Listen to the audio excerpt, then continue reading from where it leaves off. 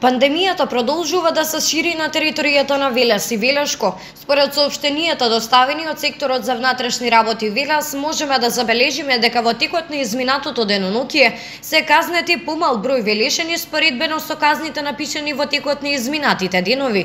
Поточно казнети се 14 лица од Велес. Казната за неносење заштитна респираторна маска е 20 евра, но доколку се плати веднаш или во првите 8 дена, истата се преполовува и изнесува 600 динари. Портпаролот на СВР Велес Верољуб Додевски со апел до граѓаните за почитување на мерките. Апелираме до нашите сограѓани да бидат одговорни и сериозно да си ја сватат работата.